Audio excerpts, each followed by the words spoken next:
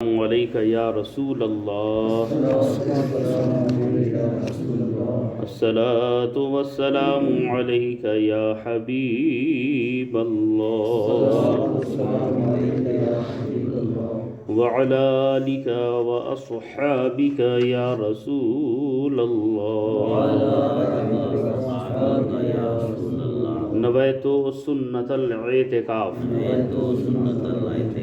معزز حاضرین کرام، جو بھی عبادات ہم اور آپ کرتے ہیں ان کی دو قسمیں ہیں، ایک ظاہری عبادت اور ایک ہے باطنی عبادت۔ مثلا ہم نماز پڑھتے ہیں، یہ ظاہری عبادت ہے۔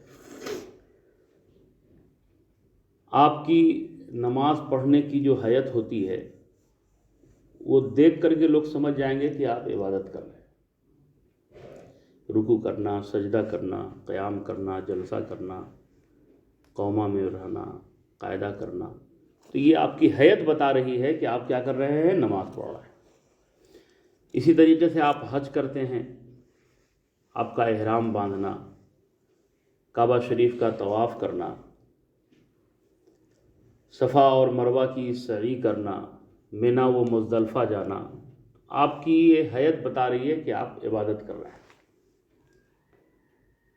تو جو ظاہری عبادات ہیں وہ دیکھ کر کے اگلا سمجھ جاتا ہے کہ آپ عبادت کر رہے ہیں، اور ایک عبادت وہ ہے جو باطنی ہے، دیکھ کر کے کوئی سمجھ نہیں پائے گا کہ آپ عبادت کر رہے ہیں۔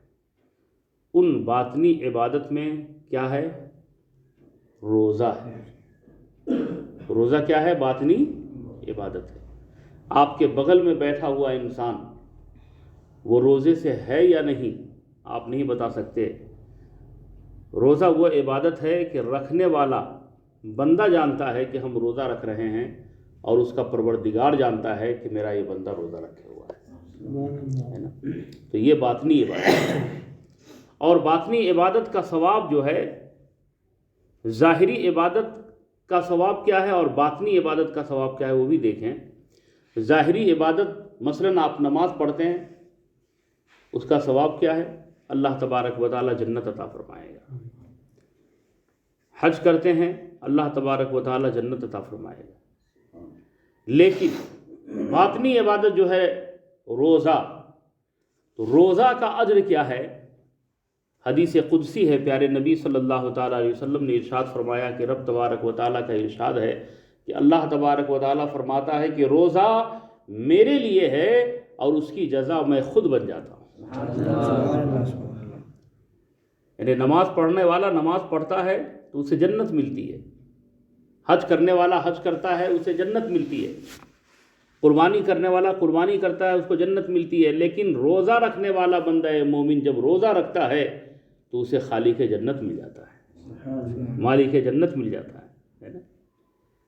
حضرت سلطان محمود غزنوی رحمۃ اللہ تعالیٰ علیہ بہت بڑے بادشاہ گزرے ہیں۔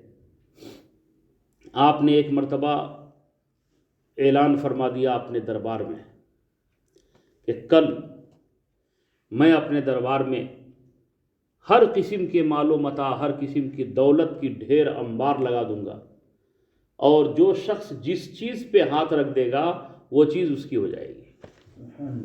یہ اعلان سن کر ملک کے لوگ جمع ہو گئے، اور بادشاہ کے حکم پر خادموں نے ہیرے، جواہرات، سونے، چاندی، زمین جائیداد کے کاغذات، غلہ، اناج، ہر طرح کی مال و متاع جگہ جگہ جگہ جگہ جگہ جگہ جو ہے دربار میں رکھ دیا گیا۔ لوگ بھی پہنچ گئے۔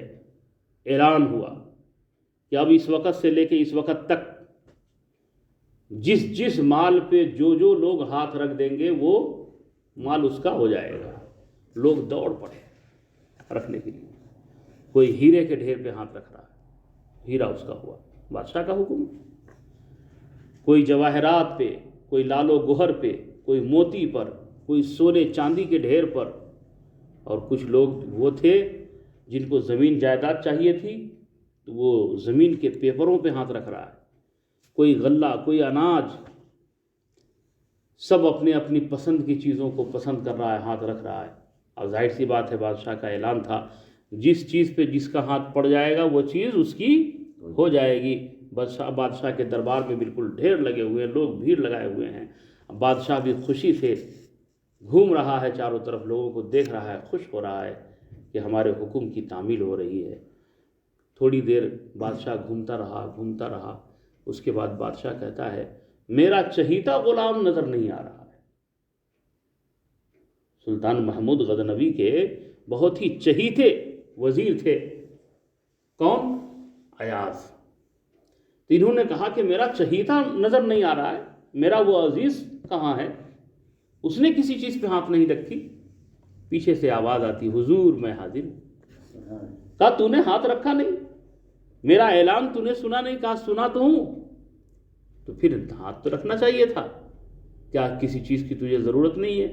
ہیرے جواہرات روپے ساری چیزیں جو ہے رکھی ہوئی ہیں، جس کو جو پسند آ رہا ہے لوگ ہاتھ رکھ رہے ہیں. ایاز نے کہا، حضور میں بھی ہاتھ رکھ دیا ہوں. جن جن لوگوں کو جو جو چیزیں پسند تھی ان پہ انہوں نے ہاتھ رکھا ہے. مجھے جو چیز پسند تھی میں نے بھی اس پہ ہاتھ رکھ دیا ہے، اور مجھے یقین ہے کہ اب وہ ہماری ہو جائے گی. بادشاہ نے کہا، کس چیز پہ ہاتھ رکھا ہے؟ کہا، سرکار پیچھے تو دیکھیے. جیسے ہی سلطان محمود غزنوی نے پیچھے دیکھا ہے تو ایاز پیچھے کھڑے ہوئے تھے اور انہوں نے اپنا ہاتھ بادشاہ کے پشت پہ رکھ دیا تھا. لوگوں نے پوچھا، یہ تو نے کیا کیا؟ ہیرے جواہرات پہ رکھنا چاہیے تھا، سونے چاندی پہ رکھنا چاہیے تھا، زمین جائیداد کے کاغذات پہ رکھنا چاہیے تھا. ایاز مسکرا کے کہتے ہیں، میں نے غور و فکر کیا، یہ ہیرے کس کے ہیں؟ بادشاہ کے ہی تو ہیں. یہ جواہرات کس کے ہیں؟ بادشاہ کے تو ہیں. یہ سونے چاندی کے ڈھیر کس کے ہیں؟ یہ زمین جائیداد کس کے ہیں؟ یہ پورا ملک کس کا ہے؟ یہ پوری مال و دولت کس کی ہے؟ یہ سب تو بادشاہی کے ہیں. تو جو جس پہ ہاتھ رکھے گا اس کا ہوگا. اگر میں ہیرے کے ڈھیر پہ ہاتھ رکھتا تو صرف ہیرا میرا ہوتا، جواہرات پہ ہاتھ رکھا ہوتا تو صرف جواہرات میرے ہوتے، سونے چاندی کے ڈھیر پہ ہاتھ رکھا ہوتا تو سونے چاندی کے ڈھیر ہوتے ہمارے. لیکن ہم نے بادشاہ کے جب پشت پہ ہاتھ رکھ دیا ہے، یہ بادشاہ میرے ہو گئے، ساری بادشاہت میری ہو گئی. یہ بادشاہ میرے ہو گئے، ساری دولت ہماری ہو گئی. میرے پیارے، اسی طریقے سے روزہ وہ عبادت ہے کہ بندہ مومن جب روزہ رکھتا ہے تو اسے خالق جنت مل جاتا ہے، مالک کائنات رب العالمین اسے مل جاتا ہے. اور جس کو خدا مل گیا گویا اسے ساری خدائی مل گئی. روزہ رکھنے کا اہتمام کریں میرے پیارے. دیکھتے ہی دیکھتے آج 10 روزہ شروع ہو گیا. پہلا عشرہ آقا کریم صلی اللہ تعالی علیہ وآلہ وسلم کی ارشاد عالی وقار کی روشنی میں رحمت والا عشرہ جو ہے آج کمپلیٹ ہو رہا ہے نا. اب دوسرا عشرہ کل سے انشاءاللہ تبارک و تعالی شروع ہو جائے گا مغفرت کا، اور پھر اس کے بعد کا جو عشرہ ہوگا وہ جہنم سے آزادی کا. میرے بھائیوں، جو وقت میسر آیا ہے اسے غنیمت جانیے اور اللہ کی خوب عبادت کیجیے. اللہ تعالی ہمیں آپ سب کو عمل کی توفیق عطا فرمائے. اللہ رب محمد صلی اللہ علیہ وسلم، نحن عباد محمد صلی اللہ علیہ وسلم. یا اللہ، یا رحمان، یا رحیم، یا کریم، یا ستار، یا غفار، مالک و مولا، پروردگار عالم، اپنے پیارے محبوب صلی اللہ تعالی علیہ وآلہ وسلم کے صدقے ہم سب کی نمازوں کو قبول فرما. یا اللہ، یا رحمان، یا رحیم، ہم نے بیان کیا، تمام بھائیوں نے سماعت کی، مولا میرا بولنا کہنا سب کا سننا تو قبول فرما. یا اللہ، اس محفل حدیث پاک کے صدقے ہم سب کے والدین کریمین اور جمیع مومن مومنات کی بخشش و مغفرت فرما. عالی جناب محمد وسیم مجاور صاحب جن کی طبیعت علیل ہے، مولا کریم ماہ مبارک کے صدقے اپنے پیارے محبوب صلی اللہ تعالی علیہ وسلم کے وسیلے سے شفائے کاملہ و عاجلہ عطا فرما. یا اللہ، جو دوائیں ان کے علاج میں چل رہی ہیں ان دواؤں میں تاثیر عطا فرما. یا اللہ، ان کو شفا عطا فرما. یا اللہ، ہمارے مقتدیوں میں جو بھی بیمار ہو مولا سب کو شفا عطا فرما. یا اللہ، سب کی پریشانیوں کو دور فرما. یا اللہ، ہم سب کو دارین کی نعمتیں برکتیں اور رحمتیں عطا فرما۔ یا اللہ ہم سب کو مذہب اہل سنت والجماعت مسلک اعلیٰ حضرت پہ چلنے کی توفیق عطا فرما۔ یا اللہ ایمان پہ خاتمہ نصیب فرما۔ یا اللہ ایمان پہ خاتمہ نصیب فرما۔ یا اللہ ایمان پہ خاتمہ نصیب فرما۔ یا اللہ جب دنیا سے اٹھائے جائیں تو تیرے حبیب صلی اللہ تعالی علیہ وآلہ وسلم کا دیدار نصیب فرما۔ یا اللہ جو مانگا وہ بھی عطا فرما، جو مانگنے سے رہ گیا مولا وہ بھی عطا فرما۔ یا الہی رحم فرما مصطفیٰ کے واسطے، یا رسول اللہ کرم کیجئے خدا کے واسطے۔ حبیب خدا کا نظارہ کروں میں، دل و جان ان پہ نثارہ کروں میں۔ خدا ایسی قوت دے میری زباں میں کہ بد مذہبوں کو سدھارا کروں میں۔ خدا خیر سے لائے وہ دن بھی نوری، مدینے کی گلیاں بہارا کروں میں۔ تیرے در کے ہوتے کہاں جائیں پیارے، کہاں اپنا دامن پسارا کروں میں۔ ان اللہ و ملائکتہ یصلون علی النبی یا ایھا الذین آمنوا صلوا علیہ وسلموا تسلیما۔ اللہ رب محمد صلی اللہ علیہ وسلم، نحن عباد محمد صلی اللہ علیہ وسلم۔ جب دم واپسی ہو یا اللہ لب پہ ہو لا الہ الا اللہ۔ حبیب احمد مجتبی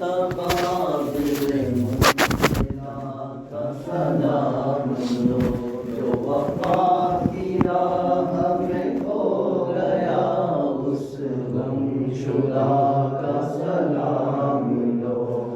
حبیب احمد مجتبی دل مبتلا کا سلام لو، جو وفا کی راہ میں کھو گیا اس غم شدہ کا سلام لو۔ میں طلب سے باز نہ آؤں گا، تو کرم کا ہاتھ بڑھائے جا۔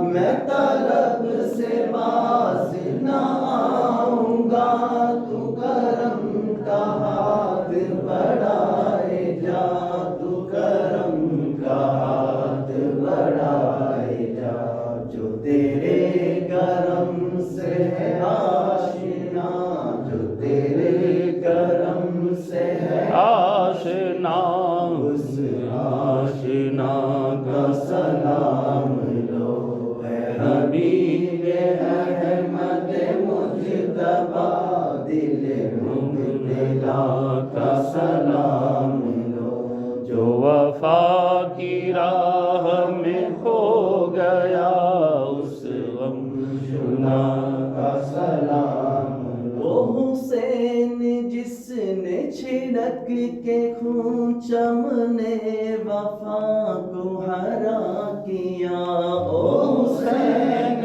جس نے چھڑک کے خون چمن وفا کو ہرا کیا، چمن وفا کو ہرا کیا۔ اس جان سار کا واسطہ، اس جان سار کا واسطہ، ہر ایک گدا کا سلام لو۔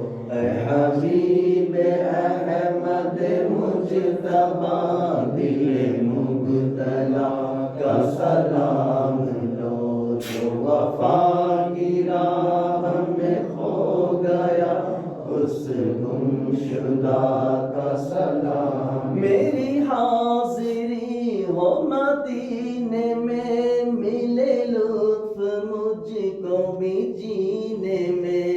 میری حاضری ہو مدینے میں، ملے لطف مجھ کو بھی جینے میں، ملے لطف مجھ کو بھی جینے میں۔ تیرا نور ہو میرے سینے میں، تیرا نور ہو میرے سینے